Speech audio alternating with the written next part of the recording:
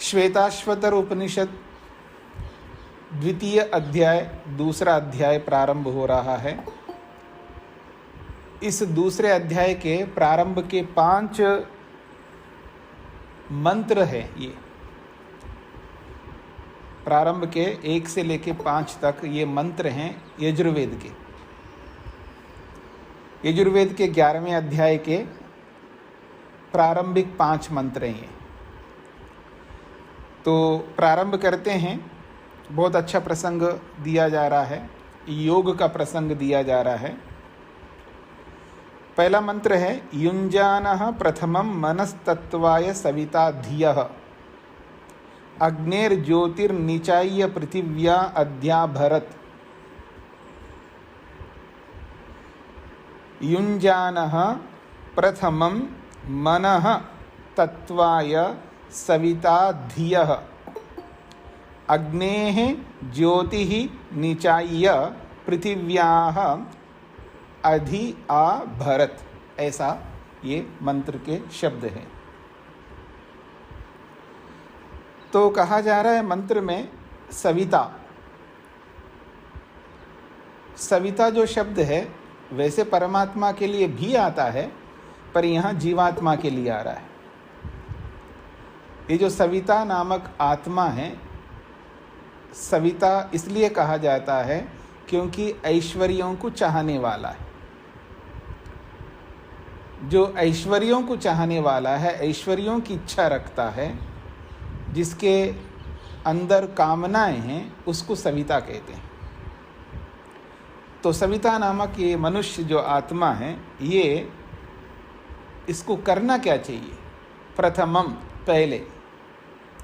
पहले का मतलब मुख्य रूप से, प्रधान रूप से, गौण रूप से नहीं, मुख्य रूप से मनः, अपने मन को,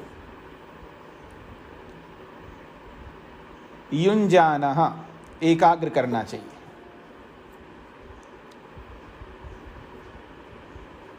सविता ऐश्वर्यों को चाहने वाले आत्मा को मुख्य रूप से क्या करना चाहिए? मनः युञ्जाना, अपने मन को युञ्जाना, युक्त करना चाहिए, एकाग्र करना चाहिए। और मन को एकाग्र करने के लिए क्या करना चाहिए? धियः, अपनी बुद्धियों को, अपने ज्ञानों को, अपने विवेक को समझ लेना चाहिए। प्रत्येक मनुष्य के पास में अपना विवेक है, अपना ज्ञान है, उसको बोध है, उसका प्रयोग नहीं करता है।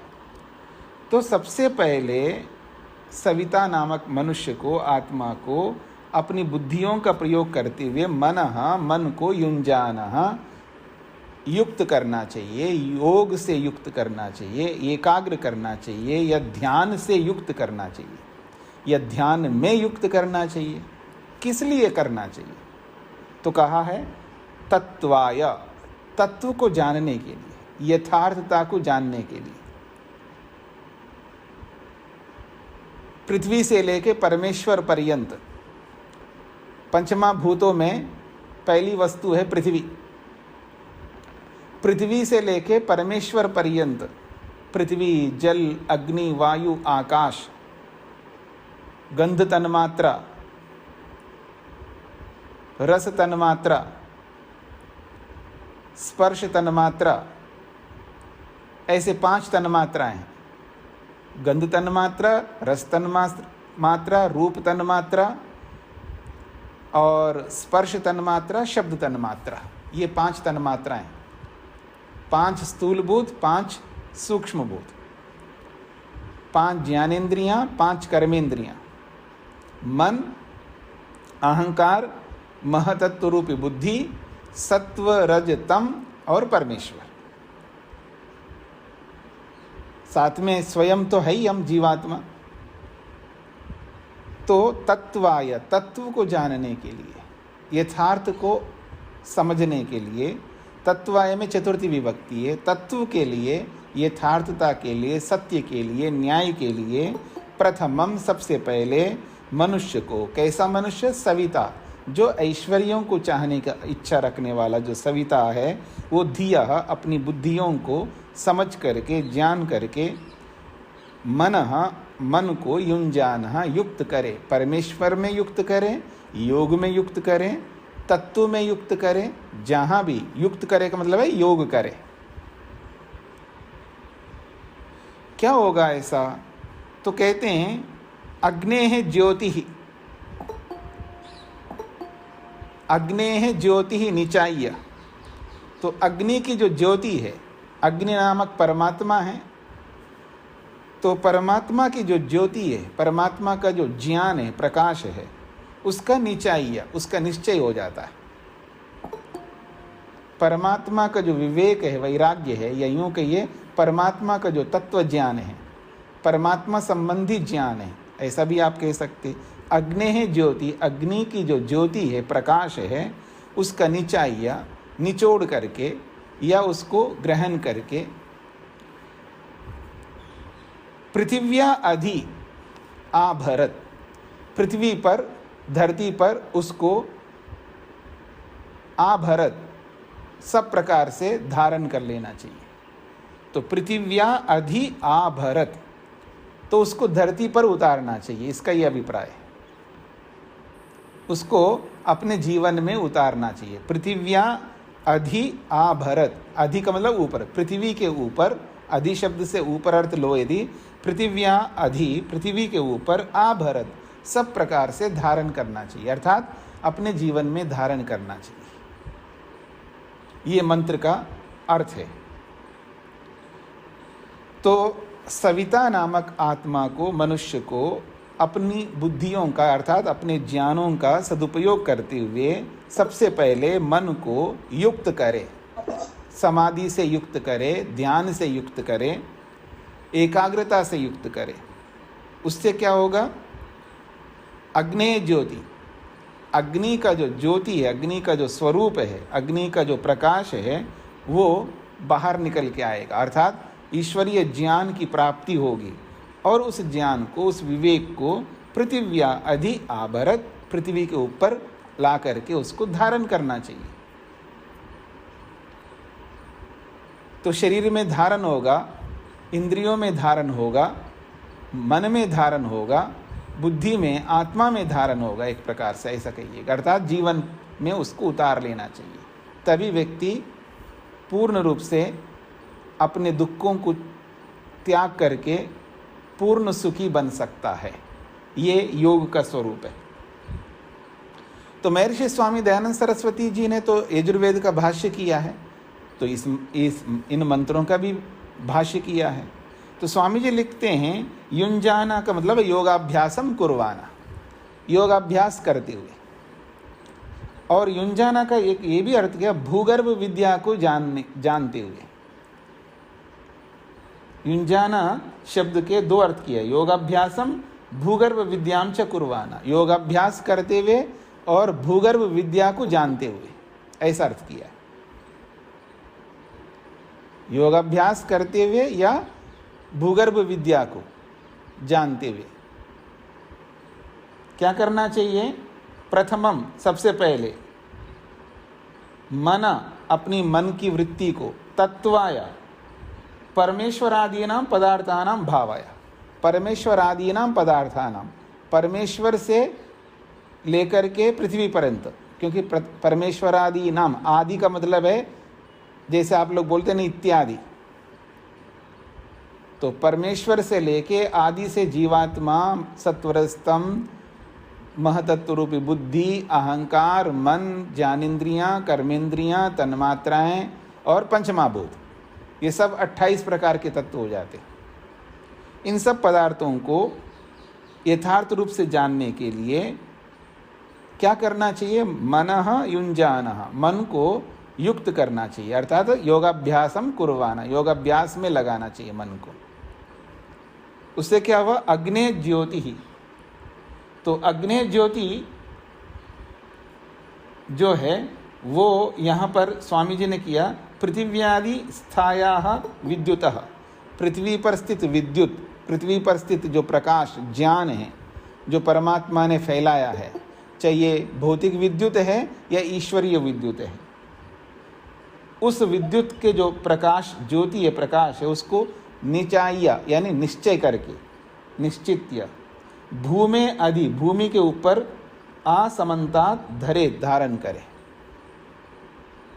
ऐसा महर्षि योग स्वामी दयानंद सरस्वती जी ने लिखा है। उसका जो भाव है वो क्या लिखते देखिएगा।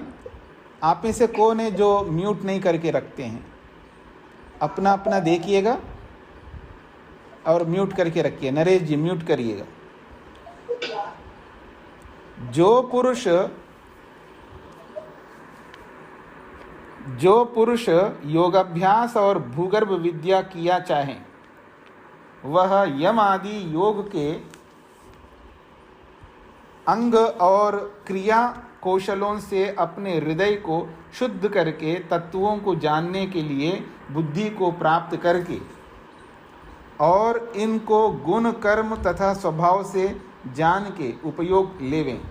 फिर जो प्रकाशमान सूर्यादि पदार्थ हैं उनका भी प्रकाशक ईश्वर है, उसको जान और अपने आत्मा में निश्चय करके अपने और दूसरों के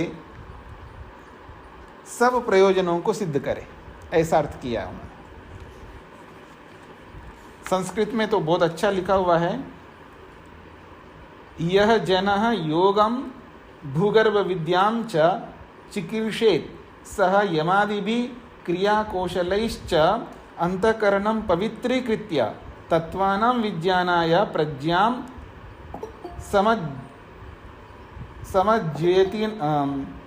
समज्य एतानि गुणकर्म स्वभावतः विदित्वा उपयुञ्जीत पुनः यत् प्रकाशमानानां सूर्यादीनां प्रकाशकं ब्रह्म अस्ति तद् विज्ञाय स्व आत्मनि निश्चित्य सर्वाणि स्व पर प्रयोजनानि साधुनियात्। बड़ा अच्छा अर्थ किया उन्होंने। तो पता नहीं आपको क्या समझ में आया है।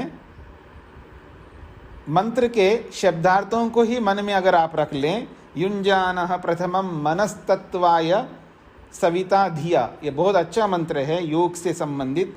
अग्निर्ज्योतिर्निचाय्य पृथिव्या अद्याभरत, सविता नामक आत्मा को प्रथमम सबसे पहले तत्वाय तत्व ज्ञान के लिए, विवेक के लिए, वैराग्य के लिए, मनः अपने मन को, धियः बुद्धियों से ज्ञान से युक्त करके, युञ्जानः योग में लगाएं। उससे अग्नि ज्योति ही निचाय्यः, अग्नि की जो ज्योति प्रकाश है, ईश्वर रूपी अग्नि का जो प्रकाश है, विवेक वैराग्य है, निचाय्य उसको प्राप्त करके या उसको जान करके पृथिव्या अधि आभरत, पृथ्वी पर उसको लाकर आभरत धारण करे, अर्थात उसको जीवन में धारण करे। ये मंत्र का अर्थ है। दूसरा मंत्र है युक्तेन मनसा वयम देवस्य सवितुः सवे सुवर्गेयाय शक्त्या।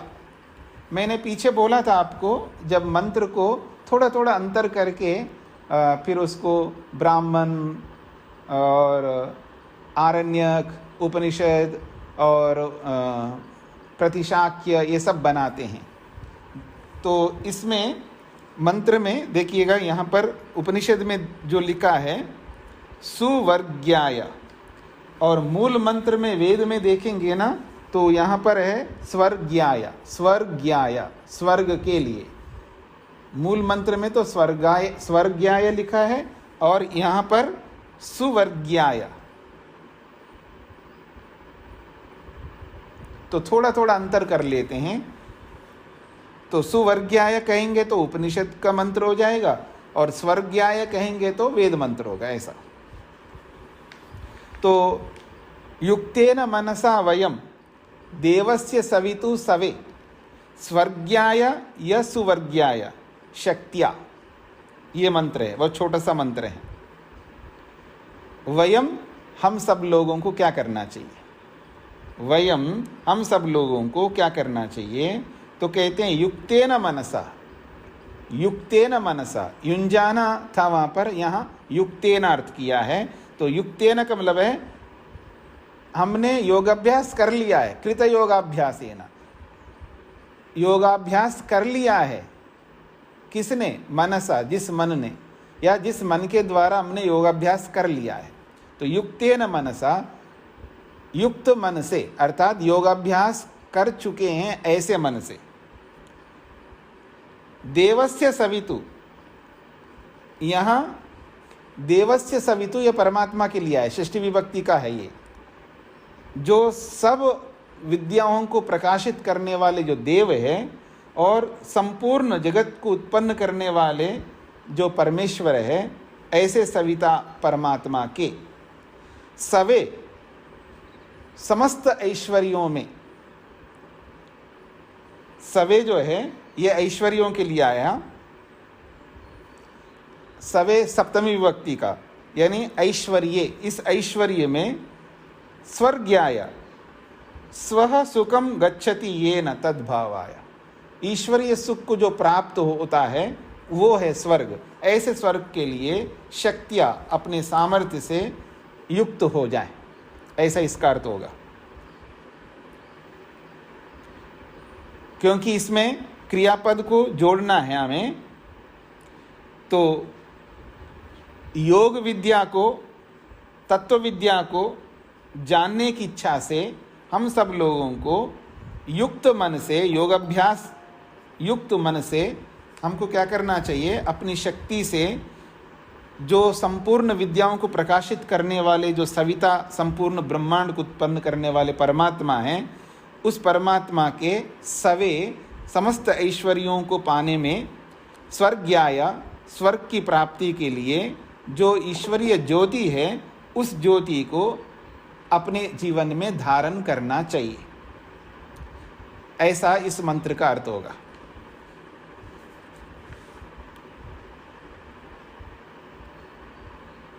हाँ जी, पकड़ में आ रहा है आप सब लोगों को?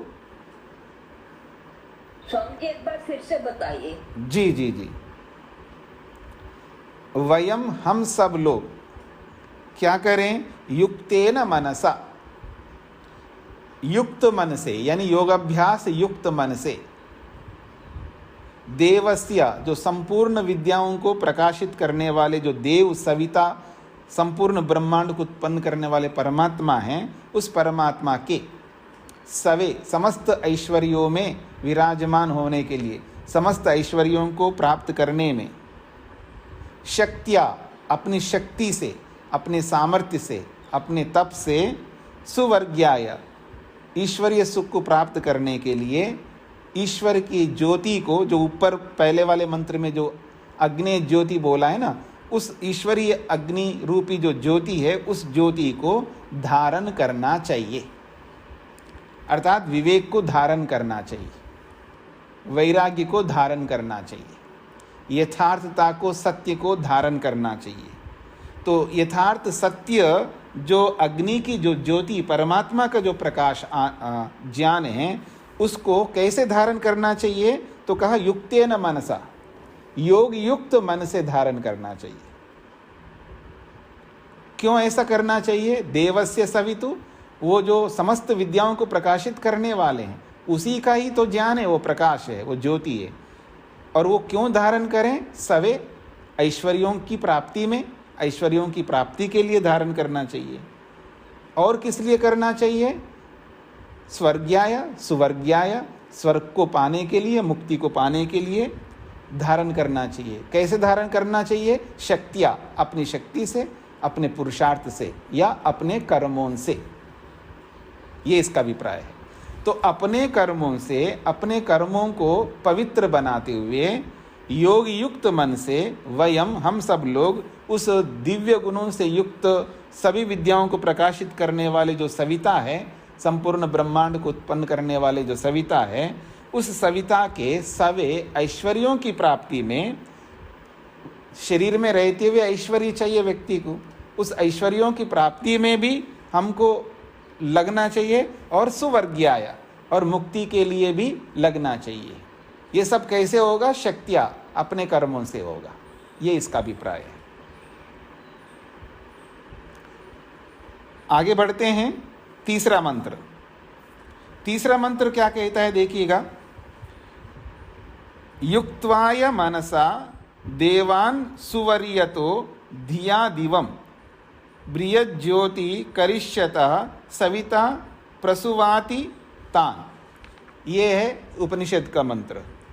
और यजुर्वेद में कैसा है यही मंत्र? युक्त्वाय सविता देवान् स्वर्यतो धिया दिवम बृहज्योति करिष्यतः सविता प्रसुवाति तान। बस केवल सुवर्यता शब्द है और मूल मंत्र में स्वर्यता शब्द है। स्वर्यता और सुवर्यता, इतना अंतर है। तो युक्त्वाय सविता, युक्त्वाय मतलब युक्त हो करके, युक्त करने के लिए, या युक्त का मतलब है योगाभ्यास से युक्त हो करके। युक्त्वाय का मतलब है युक्त होने के लिए, ऐसा भी अर्थ होगा, और युक्त हो करके ऐसा भी अर्थ होगा। इसलिए स्वामी दयानंद सरस्वती जी ने इसका अर्थ किया युक्तम कृत्वा, यानी युक्त हो करके, अर्थात योगाभ्यास करके। योगाभ्यास जो है ये प्रातःकाल उठने से लेकर के रात्रि में सोने तक होता है। योगाभ्यास केवल प्रातःकाल सायंकाल नहीं होता है। कुछ समझ में आया आप लोगों को? नहीं आए ना? क्यों आएगा? सोने में कैसे होता है स्वामी जी?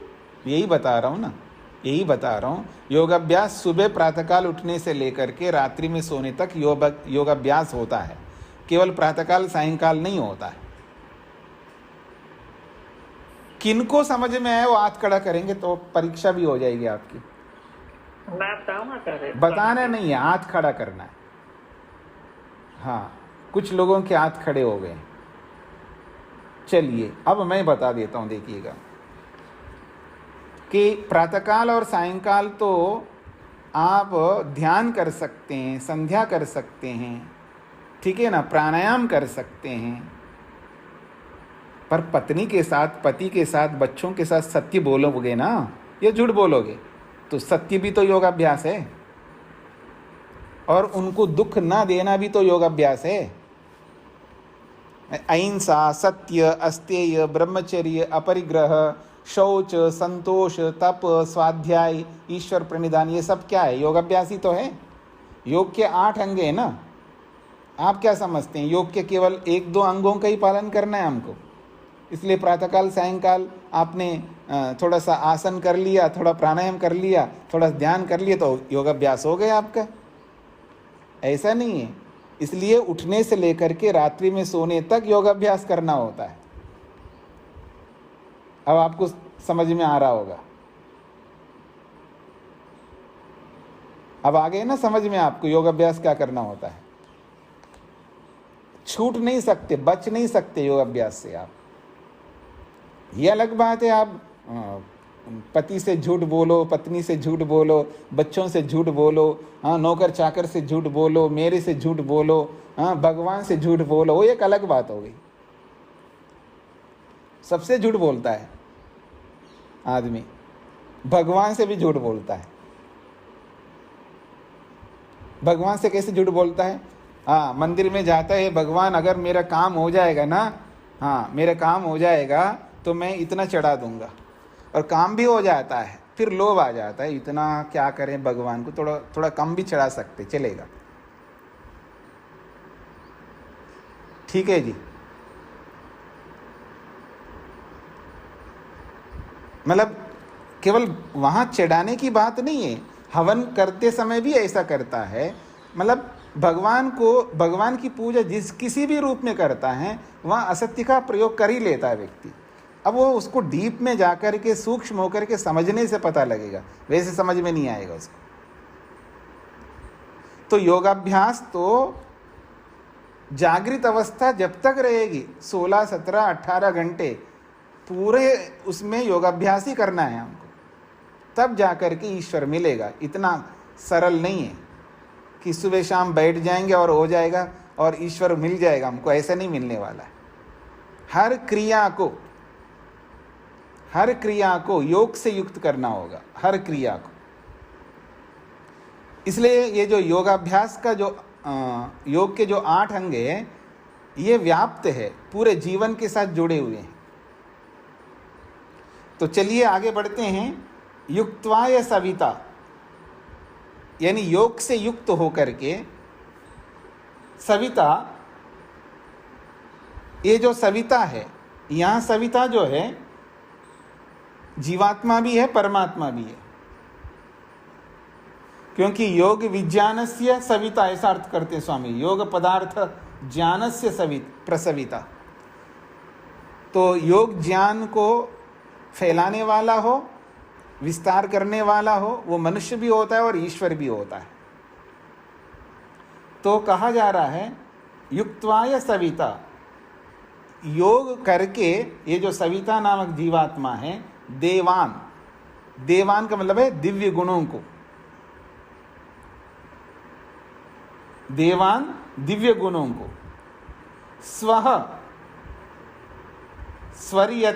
स्वरियता को स्वह यथा ऐसा करना है। यह सुवरियता, मंत्र में तो सुवरियता लिखा हुआ है, यानी उपनिषद में। तो सुवरियता का मतलब है, एक ही शब्द सुवरियता अगर बनाएंगे तो सुख को प्राप्त करने के लिए धिया, अपनी बुद्धि से, दिवम प्रकाश को, और कैसा प्रकाश है, बृहद ज्योति ही, बहुत बड़ी ज्योति है, बहुत बड़ा प्रकाश है, बहुत बड़ा विज्ञान है। उस विज्ञान को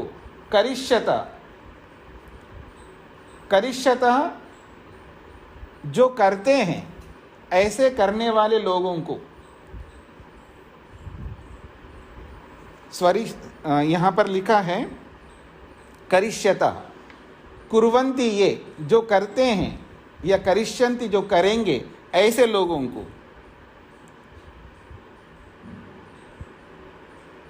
सविता प्रसुवाति तान, सविता जो प्रेरक है, परमात्मा है, वो परमात्मा तान, उन समस्त गुणों को प्रसुवाति, उत्पन्न करता है, या उन सबको धारण कराता है हमारी बुद्धि में, हमारे मन में। युक्त्वाय सविता देवान स्वर्यतो धिया दिवम बृहद ज्योति करिष्यता सविता प्रसुवाति तान। एक सविता तो जीवात्मा के लिए, एक सविता परमात्मा के लिए, एक ही मंत्र में देखिएगा।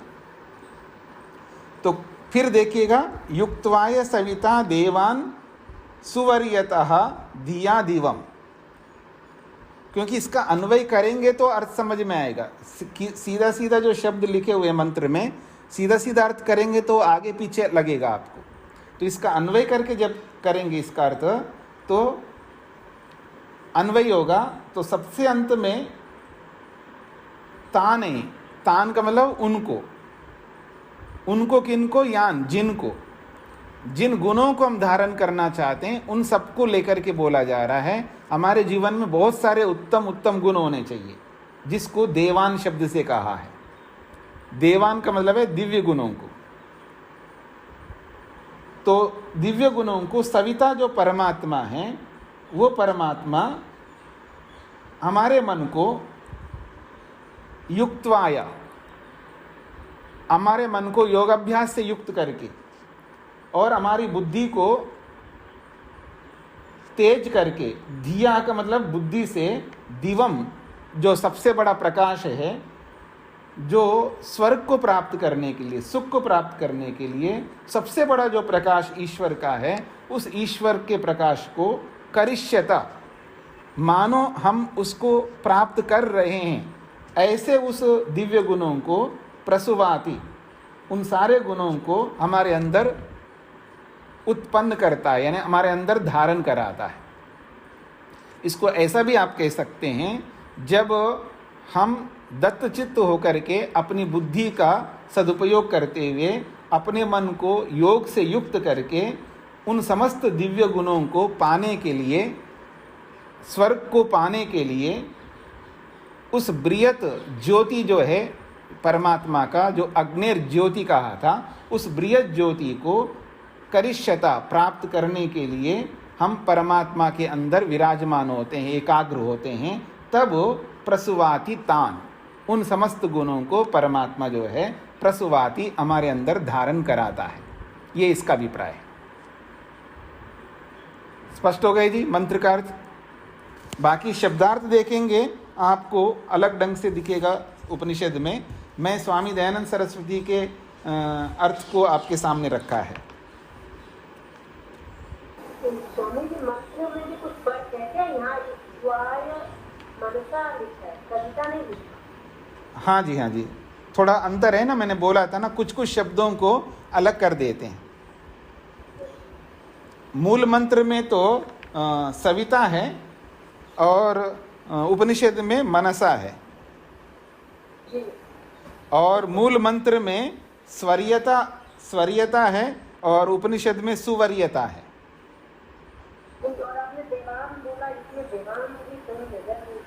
हाँ, उसमें देवान है, इसमें नहीं, देवान तो है ना, युक्त्वाय मनसा देवान। हाँ जी जी, बस केवल सविता की जगह मनसा लिखा है और स्वरियता के स्थान में सुवरियता लिखा है।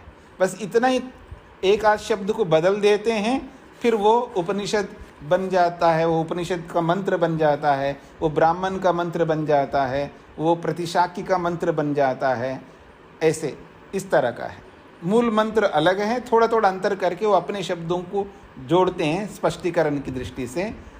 इसलिए ये इसको मूल वेद नहीं कह सकते, उसकी व्याख्या के रूप में कह सकते हैं, ऐसा है जी। तो नमस्ते स्वामी जी। हाँ जी, हाँ का सार बता सकते हैं? हाँ जी, थर्ड मंत्र का सारांश। थर्ड मंत्र का सारांश ये है, स्वामी जी लिखते हैं, जो पुरुष योग और पदार्थ विद्या का अभ्यास करते हैं, वे अविद्या आदि क्लेशों को हटाने वाले शुद्ध गुणों को प्रकट कर सकते हैं। जो उपदेशक पुरुष से योग और तत्वज्ञान को प्राप्त हो के ऐसा अभ्यास करे, वह भी इन गुणों को प्राप्त होवे। बड़ी अच्छी बात कही है। जो पुरुष योग और पदार्थ विद्या का अभ्यास करते हैं, योग का अभ्यास भी करते हैं, पदार्थ विद्या का मतलब है भौतिक विज्ञान। जो पुरुष योग और पदार्थ विद्या का अभ्यास करते हैं, वे अविद्या आदि क्लेशों को हटाने वाले शुद्ध गुणों को प्रकट करते हैं, अर्थात अपने अंदर धारण करते हैं। जो उपदेशक पुरुष से योग और तत्वज्ञान को प्राप्त हों, उपदेशक पुरुष का मतलब है जो बड़े बड़े उपदेशक, अतिथि के रूप में जो सन्यासी आदि होते हैं, जो तत्ववेत्ता होते हैं, उन उपदेशकों के माध्यम से योग और तत्वज्ञान को जो प्राप्त होते हैं, ऐसा ही अभ्यास करके और उन गुणों को धारण करते हैं, तो हम लोग भी वैसा ही कर सकते हैं। इसका ये अभिप्राय महर्षि स्वामी दयानंद ने लिखा है जी। तो आगे बढ़ें जी। चौथा मंत्र उपनिषद में कैसा है और इसमें कैसा है, थोड़ा सा आप देख लीजिएगा। पहले उपनिषद के मंत्र को मैं सामने रखता हूँ। युंजेन मनः उत युंजते मनः उत युंजते दियो विप्रा विप्रस्य ब्रियतो विपश्चितः विहोत्रा दधे वयुनानि वयुनाविद एकः इन मही देवस्य सवितु परिष्टुति। अब मूल वेद में कैसे लिखा है? युंजते मन उत युंजते दियो विप्रा विप्रस्य बृहतो विपश्चितः विहोत्रा दधे वैनाविद एक इन मही देवस्य सवितु परिष्टुति। कोई अंतर नहीं दिख रहा है जी। तो बहुत अच्छा मंत्र हैं ये सब, योग को ध्यान में रख करके ये सारे मंत्र हैं जी। युञ्जते मनः उत युञ्जते धियः विप्र विप्रस्य ब्रियतः विपश्चितः। पहली पंक्ति में विप्रा शब्द है। विप्रा, विप्रा कहते हैं स्कॉलर को, विद्वान को। और महर्षि स्वामी दयानंद सरस्वती जी ने इस विप्रा का अर्थ किया है मेधावी। विप्राह मेधावी लोग, जो मेधा का प्रयोग करते यानी बुद्धि का प्रयोग करने वाले। तो विप्राह जो बुद्धि का प्रयोग करने वाले, बहुवचन में है विप्राह, जो बुद्धि का प्रयोग करने वाले जो मेधावी लोग हैं वो क्या करते हैं? मनः युञ्जते, मन जो है योगाभ्यास में लगाते हैं मन को। मनः युञ्जते, मन को योग में युक्त करते हैं। विप्राह मनः युञ्जते, मना जो है ये द्वितीय विभक्ति का एक वचन है। तो कहते हैं विप्राह, बुद्धिमान विवेकी योगाभ्यासी जो व्यक्ति है वो मनः, अपने मन को युञ्जते, योग में युक्त करते हैं या एकाग्रता से युक्त करते हैं या उत्तम पवित्र कर्मों में युक्त करते हैं। फिर दूसरा वाक्य बनेगा विप्राह धियः युञ्जते। जो विप्र लोग हैं, जो मेधावी लोग हैं, वो अपने ज्ञानों को युञ्जते, अपने ज्ञानों को योग से युक्त करते हैं। जो विवेक, जो जानकारी प्राप्त की है, व्यक्ति पहले थ्योरी प्राप्त करता है ना, जानकारी प्राप्त करता है, क्या खाना चाहिए, क्या नहीं खाना चाहिए, कैसे बोलना चाहिए, कैसा नहीं बोलना चाहिए, क्या देखना, क्या नहीं देखना। जो भी हम जानकारी प्राप्त करते हैं, किसी भी संबंधित जानकारी, उसको सदुपयोग करना होता है, उस जानकारी को, उसको क्रियान्वित करना होता है। तो विप्र लोग, मेधावी लोग, धिया, अपनी बुद्धियों को, अपने ज्ञानों को युञ्जते, वो योग से युक्त करते हैं, योग में ही बना देते हैं उनको। फिर कहा विप्रस्य बृहतः विपश्चितः, विप्रस्य बृहतः विपश्चितः। तो विप्रस्य ये षष्ठी विभक्ति का है और बृहतः ये भी षष्ठी विभक्ति का है, विपश्चिता ये भी षष्ठी विभक्ति का है। तो विप्रस्य का मतलब है सर्व शास्त्रों को जानने वाले का, सभी शास्त्रों को जानने वाले को विप्रस्य शब्द से कहा है। और बृहतः तो बहुत बड़े गुण को प्राप्त करने की इच्छा रखने वाले को, और विपश्चितः संपूर्ण विद्याओं को प्राप्त जिसने किया है ऐसे व्यक्ति का। तो विप्रस्य बृहता विपश्चिता, सभी शास्त्रों को जानने वाला है और समस्त गुणों को, बहुत बड़े बड़े गुणों को, बृहता का मतलब है बहुत बड़े बड़े गुणों को प्राप्त करने वाला जो व्यक्ति है ऐसे व्यक्ति का। और विपश्चिता संपूर्ण विद्याओं को प्राप्त करके दूसरों को प्राप्त कराने वाला ऐसा व्यक्ति का। मनः, मन जो है वो युञ्जते, वो योगाभ्यास से पूर्ण रूप से युक्त हो जाता है।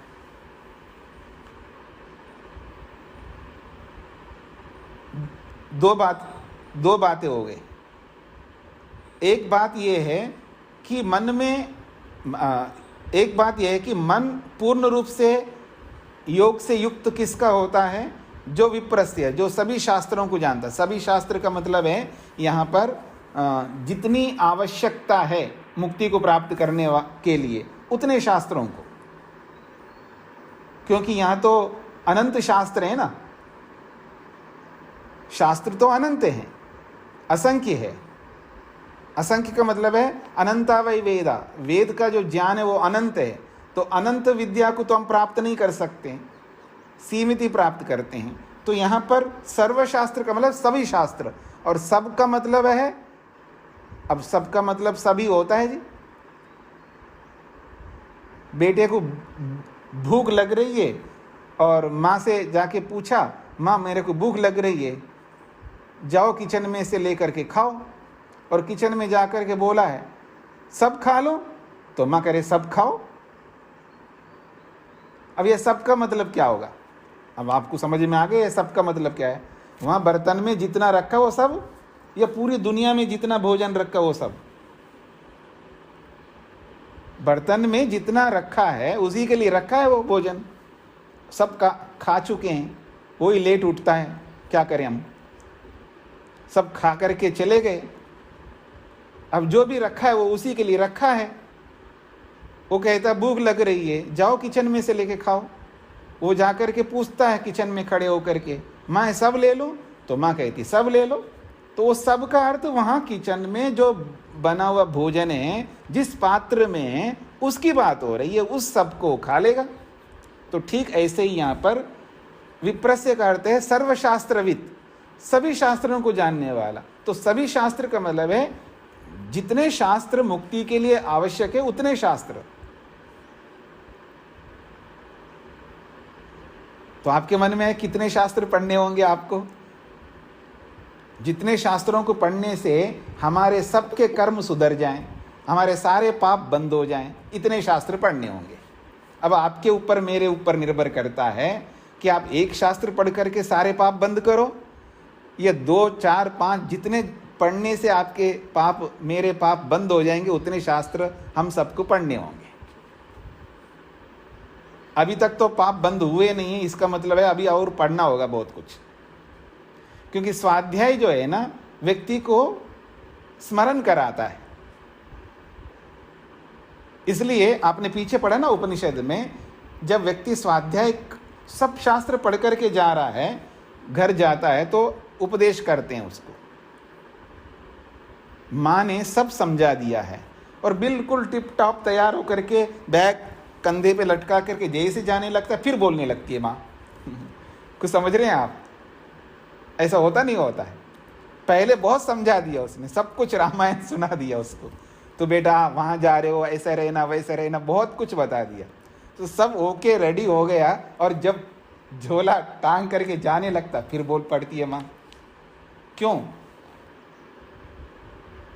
अलर्ट करती है, सावधान करती है, क्योंकि हम इतने आलसी प्रमादी हैं, इतने भुलक्कड़ हैं, कितने ही बार बता दे फिर भी कह देते हैं भूल गए।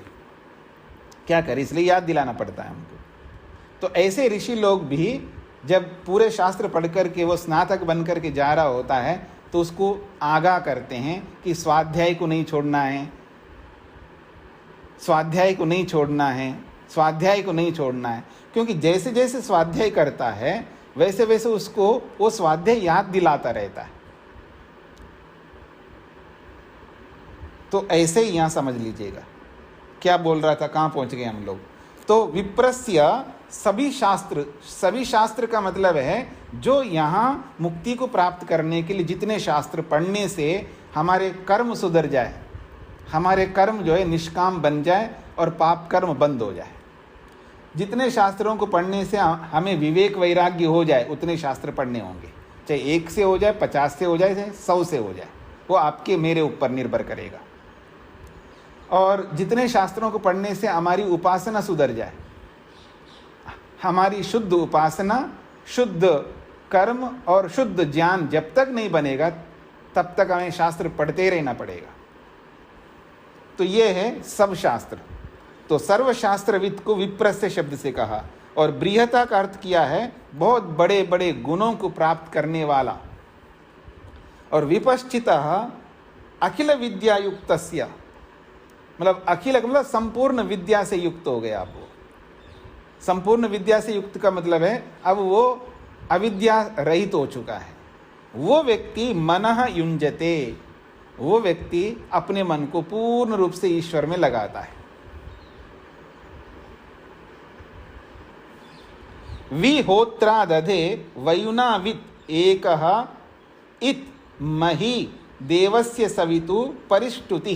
ये दूसरी पंक्ति बोल रहा हूं। विहोत्रा दधे वयुनावित् एकः इत मही देवस्य सवितु परिष्टुति। वी को दधे के साथ जोड़ना है तो वी दधे ऐसा बन जाएगा। वी दधे मंत्रों में उपसर्ग आदि आगे पीछे लिखे रहते हैं, लेकिन उनको क्रियापद के साथ जोड़ना पड़ता है। तो कहा होत्रा, होत्रा का मतलब है जो देने और लेने में एक्सपर्ट होता है, उसको होत्रा कहते हैं। जो देता भी अच्छी तरह है दिल खोल करके और लेता भी दिल खोल करके। हाँ, दो बातें हैं, भगवान में ये गुण परिपूर्ण है। देता भी है दिल खोल करके, सब देता है जो आत्मा को चाहिए, और जब लेता है वो सब लेता है जो उसको दिया है, उसको कहते हैं होत्रा। तो हम लोगों को भी ऐसे ही होत्रा बनना पड़ता है, यानी देने और लेने में कुशल हो, ऐसे व्यक्ति को होत्रा शब्द से कहा है। इसलिए दातुम ग्रहीतुम शीला, ऐसा अर्थ स्वामी जी लिखते हैं। दातुम ग्रहीतुम शीला, जिसका स्वभाव देना का है और लेने का है, दोनों स्वभाव है, ऐसा व्यक्ति को क्या करना चाहिए? मही देवस्य सवितु परिष्टुति। मही, बहुत बड़ी बात कही है। मही का मतलब बहुत बड़ी,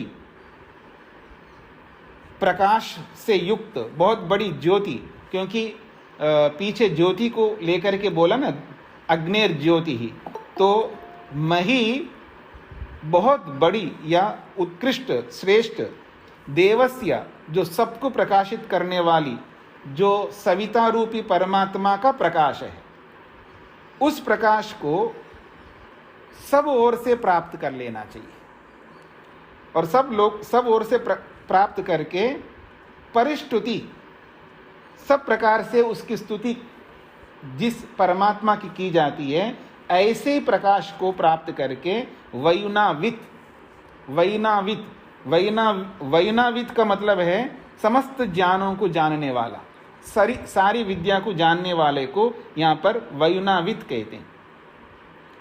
ज्ञानों को जानने वाले को वयुनानी, आपने पढ़ा है ना, अग्नेय सुपथा, उस मतलब वयुनानी, तो वयुन जो कहते हैं वो ज्ञानों को कहते हैं।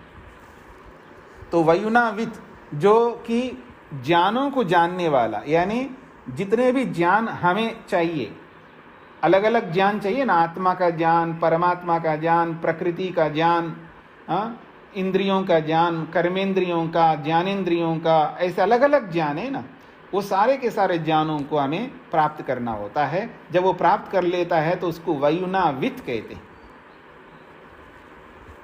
और एक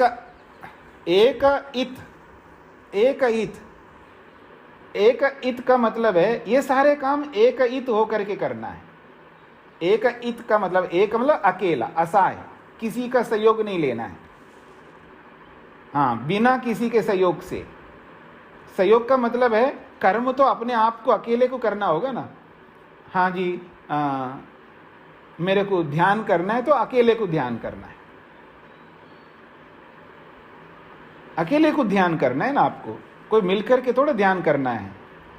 आप मिलके खा रहे, मिलके सो रहे, मिलके आ रहे, मिलके जा रहे, तो मिलके ध्यान करेंगे नहीं चलेगा, अकेले अकेले को करना है। ईश्वर को प्राप्त करने के लिए, लक्ष्य को प्राप्त करने के लिए अकेले को करना होता है। एक इत, अकेला होकर के, असहाय होकर के वयुनावित बनना है, समस्त ज्ञानों को जानने वाला बनना है। और उस देव सविता परमात्मा का जो महती, जो मही है ना, बहुत बड़ा जो प्रकाश उसका है, उस प्रकाश को पार करके परिष्टुति, परिष्टुति का मतलब है जिसकी स्तुति विशेष रूप से की जाती है, परमात्मा के गुणों की, जहाँ पर बैठ करके हम विशेष रूप से स्तुति करते हैं, ऐसे स्तुति करने योग्य परमात्मा के स्तुति को करते हुए हम लोग वयुनावित, समस्त ज्ञानों को जानने वाले बन जाएंगे। तब जाकर के विदधे, उन सारे गुणों को हम विदधे, धारण कर लेते हैं, अथवा उस परमात्मा को धारण कर लेते हैं। ये इसका अभिप्राय है। दूसरी पंक्ति को फिर देखिएगा, विहोत्रा दधे वयुनावित एक इत मही देवस्य सवितु परिष्टुति।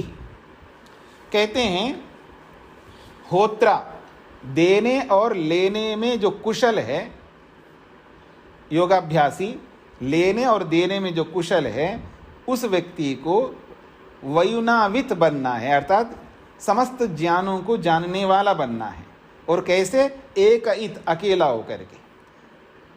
ये तब होगा जब मही देवस्य सवितुः, जो बहुत बड़ा देव सविता परमात्मा का जो प्रकाश है, बहुत बड़ा प्रकाश, उस प्रकाश को पाकर परिष्टुति, उस परमात्मा की स्तुति जिस में होती है, जिस ज्ञान में होती है, उस ज्ञान को धारण कर लेंगे, तब विदधे, ईश्वर के उन सारे देव दिव्य गुणों को हम प्राप्त कर लेंगे। ये इसका अभिप्राय है।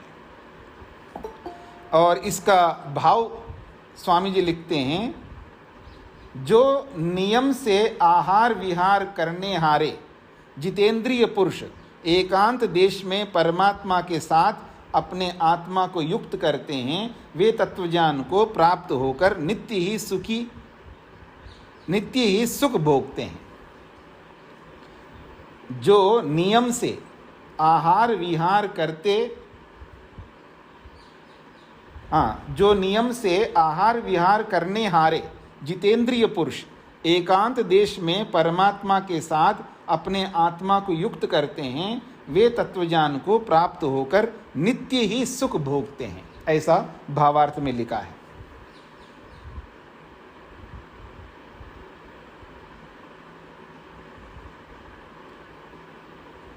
हाँ जी, किसी का कोई प्रश्न हो तो पूछ सकते हैं।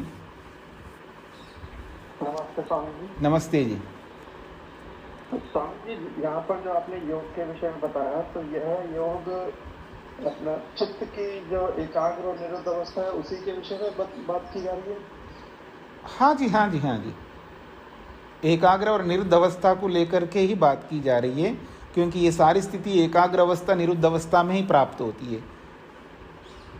तो जो अष्टांग योग की आपने बात की थी, तो उसमें भी हमारी एकाग्र अवस्था और निरुद्ध अवस्था को लिया जाए या नहीं? वो तो सामान्य, वो तो पूरा योगाभ्यास जो है, जो हमको दिन भर करना होता है, वो एकाग्र निरुद्ध अवस्था में नहीं होता है। वो एकाग्र निरुद्ध अवस्था केवल बैठ करके जब ध्यान करते हैं तभी होता है। जी स्वामी जी, तभी डाउट आया, मैंने कहा हाँ जी, हाँ जी, बताया तो जी, एकाग्र अवस्था और निरुद्ध अवस्था केवल जब हम बैठ करके ध्यान करते हैं, ध्यान के काल में वो एकाग्र अवस्था निरुद्ध अवस्था आती है। सांसारिक कार्यों को, किसी भी कार्य करते हुए वो एकाग्रता नहीं आती है, न वो निरुद्ध अवस्था आती है। वो तो विक्षिप्त अवस्था की उत्कृष्ट स्थितियों में रह करके सांसारिक सभी कार्यों को हम करते हैं या कर सकते हैं। तो अष्टांग योग के लिए भी वो विक्षिप्त अवस्था की जो ऊंची अवस्था है, उसी में होगा वो। हाँ जी, हाँ जी, हाँ जी, क्योंकि समाधि जो लगती है वो दो अवस्थाओं में लगती है, एकाग्र अवस्था में, निरुद्ध अवस्था। और समाधि जो लगेगी वो संसारिक कार्यों को छोड़ करके तो करेंगे ना। योगश्चित्त वृत्ति निरोधा, वृत्तियों को रोकना पड़ेगा। वृत्ति करते हुए समाधि थोड़ी लगेगी। वृत्ति का मतलब व्यवहार करते हुए समाधि नहीं लग सकती है। इसलिए योगश्चित्त वृत्ति निरोधा कहा है। वहाँ पर वृत्तियों को रोकना है। वृत्तियाँ क्या है? जो व्यवहार में जो भी हम करते हैं वो सब क्रियाओं रोकना, सब क्रियाओं को रोकना है। जो भी क्रियाकलाप हम व्यवहार में करते हैं वो सब रोकेंगे। ये तो पर्टिकुलर टाइम में करेंगे ना, प्रातःकाल या सायंकाल। उसी स्थिति में एकाग्रता या निरुद्ध अवस्था प्राप्त होती है। बाकी अवस्थाओं में या तो हम क्षिप्त में रहते हैं, विक्षिप्त में रहते हैं या मूढ़ में रहते हैं। और किसी को क्योंकि अवस्थाएं सारी आवश्यक है, क्षिप्त भी, मूढ़ भी और विक्षिप्त, सारी अवस्थाएं आवश्यक है। व्यवहार काल में 3 अवस्थाओं से युक्त रहना है और ध्यान के काल में एकाग्र और निरुद्ध अवस्था के साथ युक्त रहता है व्यक्ति। जी धन्यवाद सर। नमस्ते जी। बोला था कि आपने लास्ट लाइन पढ़ी स्वामी जी की, जो नियम से आहार विहार करते थे। जी मैं थोड़ा मिस हो गया जी। कहा ना कि जो नियम से आहार विहार करते थे, नहीं करते थे, नहीं, जो नियम से आहार विहार करने हारे, यानी जो नियम से आहार विहार करने वाले हैं वो जितेंद्रिय पुरुष होते हैं और एकांत देश में बैठ करके परमात्मा के साथ अपनी आत्मा को युक्त करते हैं। वही तत्वज्ञान को प्राप्त होकर के नित्य सुख भोगते हैं, ऐसा कहा है। जी जी। और किसी का कोई प्रश्न?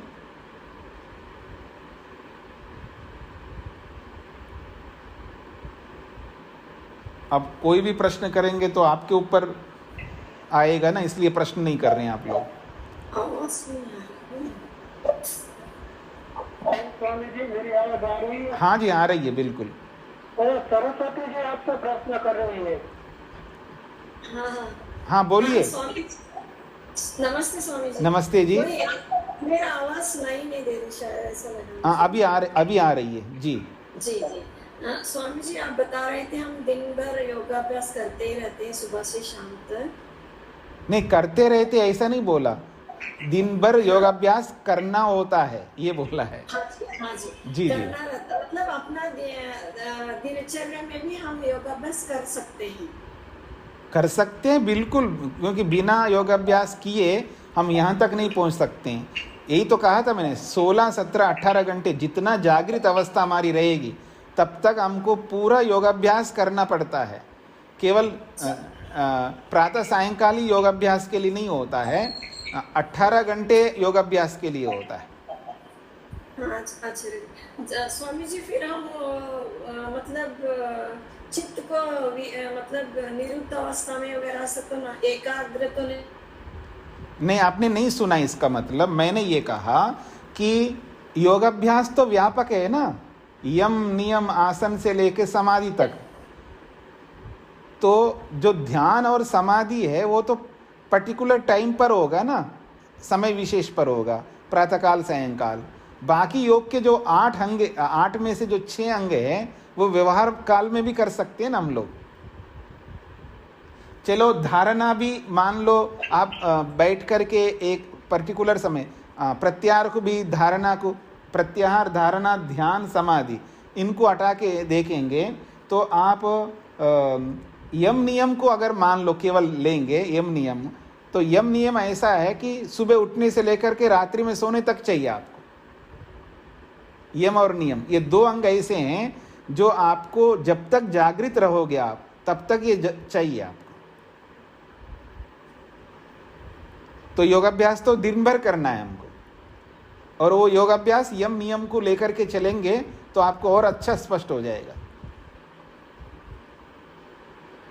और वो योगाभ्यास हम दिन भर नहीं करते हैं, इसलिए हम यहां तक पहुंच नहीं पा रहे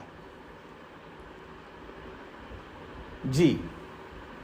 मतलब यम नियम का पालन हमको हमेशा करना ही है। हाँ, जब हम लेना देना जो भी क्रियाएं करते हैं सब जगह हमको न्याय से युक्त होना। सबसे बड़ा है अहिंसा।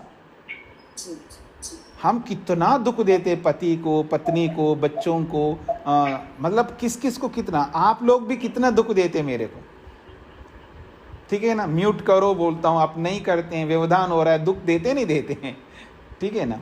यानी आप अगर सूक्ष्मता से देखेंगे आदमी इतनी हिंसा करता है, सबसे ज़्यादा हिंसा तो घर में करता है व्यक्ति, घर वालों के साथ। जिसके साथ जितना ज़्यादा जुड़ा रहता है उसके साथ उतनी अधिक हिंसा करता है। उसको पता ही नहीं चल रहा है मैं पत्नी के साथ पत्नी की हिंसा कर रहा हूँ, पति की हिंसा कर रहा हूँ, बच्चों की हिंसा कर रहा हूँ, बहुत हिंसा करता रहता आदमी। हाँ जी, हर पल हमको मतलब अलर्ट रहना है। हाँ जी बिल्कुल बिल्कुल।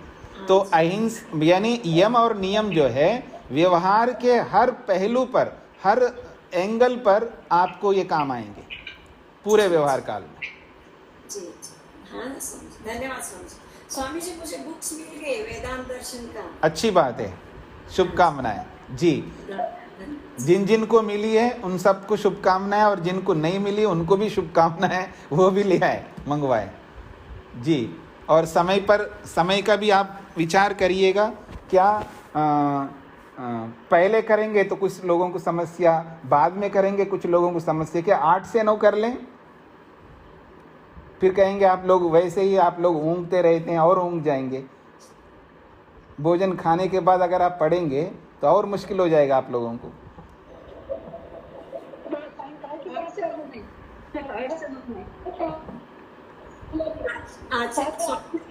आपको जो समय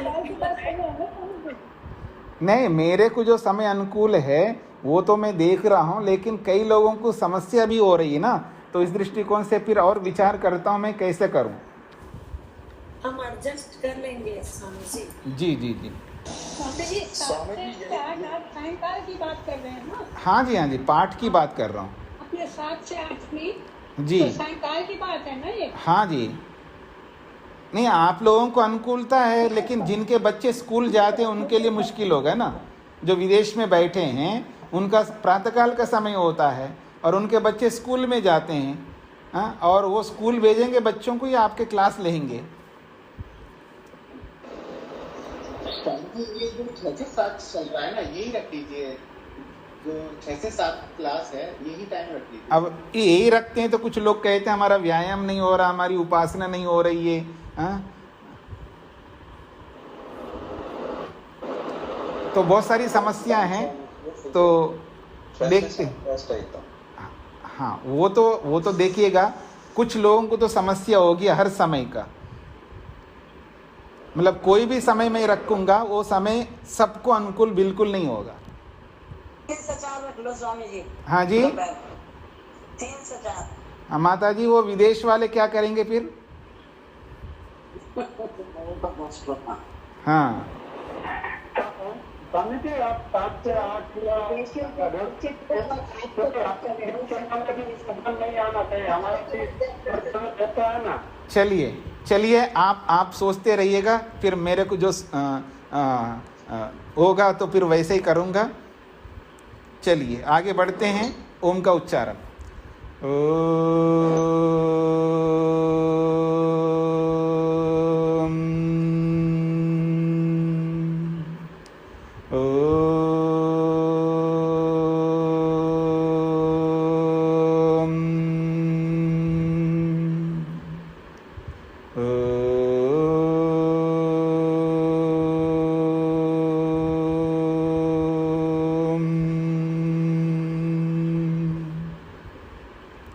सभी को नमस्ते।